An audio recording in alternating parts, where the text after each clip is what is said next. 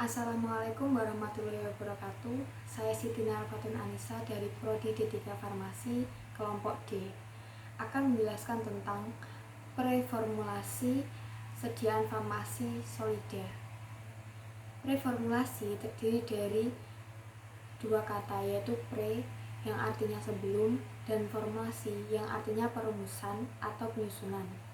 Di bidang farmasi, preformulasi dapat diartikan sebagai langkah awal yang dilakukan ketika akan membuat formula suatu obat. Studi preformulasi adalah tahap pertama dalam pembentukan tablet atau aktivitas formulasi dengan pertimbangan yang hati-hati dari data preformulasi.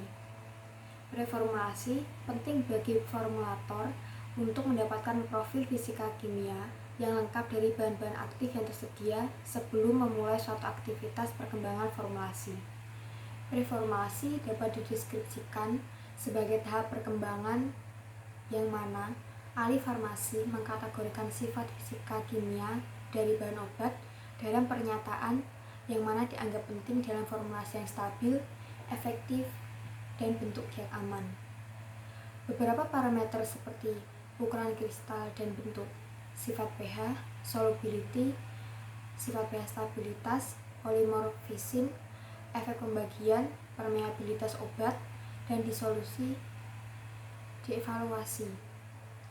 Selama evaluasi tersebut, mungkin saja terjadi interaksi dengan berbagai bahan-bahan inert yang dimaksudkan untuk penggunaan dalam bentuk akhir, yang mana diketahui data yang didapat dari evaluasi ini berhubungan dengan data yang didapat dari pendahuluan farmakologi dan studi biokimia dan memberikan ahli farmasi informasi yang mengizinkan pemilihan dari dosis yang optimum mengandung bahan-bahan inert yang paling diminati perkembangannya dalam perkembangan.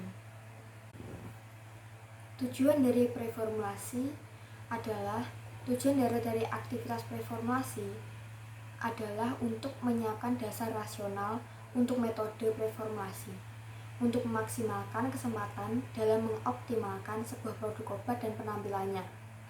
Dari sudut pandang seorang formulator tablet, informasi preformulasi yang paling penting adalah studi kestabilan zat tambahan obat. Pertanyaan berikutnya, untuk obat baru, sebuah obat di mana formulasinya memiliki pengalaman yang kurang adalah untuk memilih bahan zat tambahan yang baik secara kimia fisika cocok dengan obatnya. Apa saja yang perlu diperhatikan dalam preformulasi? Pertama, bentuk sediaan yang akan dibuat. Ada beberapa pilihan bentuk sediaan farmasi yaitu bentuk padat, puyer, tablet, kapsul, suppositoria.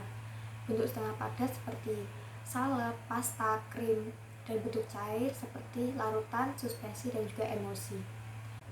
Pemilihan bentuk sediaan obat tergantung pada pertama, sifat-sifat fisika kimia zat aktif yang digunakan, yakni kelarutan, ukuran partikel, sifat higroskopis, reaksi-reaksi kimia, dan lain-lain.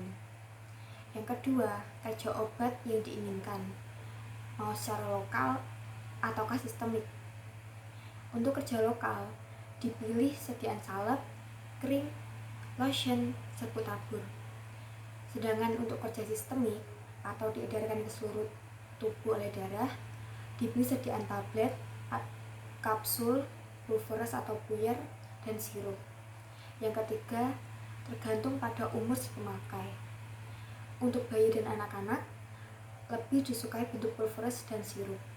Sedangkan untuk dewasa, umumnya dibuat dalam bentuk tablet dan kapsul. Kedua, bahan tambahan obat yang akan digunakan. Bahan tambahan yang digunakan dalam formulasi harus kompatibel atau dapat tercampurkan dengan bahan obat utama atau zat aktif dan bahan tambahan yang lain. Bahan tambahan diperlukan untuk mendapatkan bentuk sediaan yang diinginkan.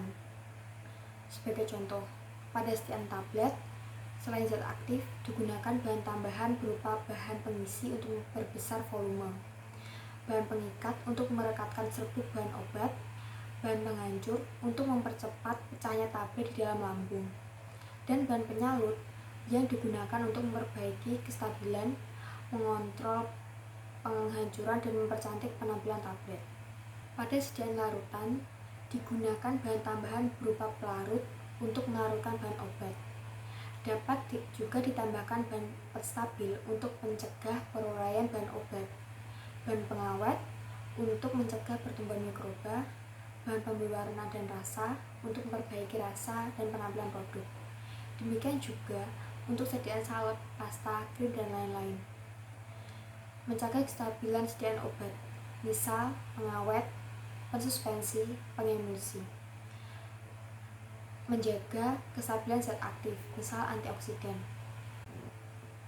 Yang ketiga, kenyamanan saat penggunaan.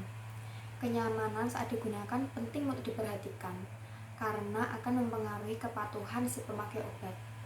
Jika obat terasa tidak enak, maka orang akan enggan mengkonsumsinya. Rasa yang tidak enak dari obat dapat ditutupi dengan penambahan korigens saporis.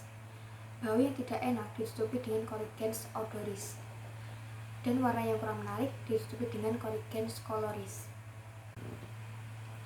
Rasa pahit dari obat-obat tertentu, misal ampicillin dan amoxicillin, dapat diatasi dengan penggunaan bentuk garamnya, yaitu ampicillin trihidrat dan amoxicillin trihidrat yang tidak pahit. Sediaan setengah padat harus memenuhi syarat, yaitu halus, mudah dioleskan, tidak terlalu lengket, dan tidak meninggalkan bekas noda pada pakaian. Yang keempat, kestabilan sediaan obat. Selama penyimpanan, sediaan obat harus tetap dalam keadaan yang stabil, tidak menampakkan tanda-tanda kerusakan. Tanda-tanda kerusakan yang umum ditemui pada sediaan obat misalnya terjadi perubahan warna, bau, rasa, timbulnya kristal pada permukaan tablet atau kaplet, misalnya air dan minyak pada sediaan krim atau emulsi. Untuk menjaga kestabilan sediaan obat, perlu dilakukan penambahan bahan tertentu, misalnya pengawet, pengemasan yang tepat. Sekian penjelasan dari saya tentang reformulasi sediaan farmasi Solida. Terima kasih. Wassalamualaikum warahmatullahi wabarakatuh.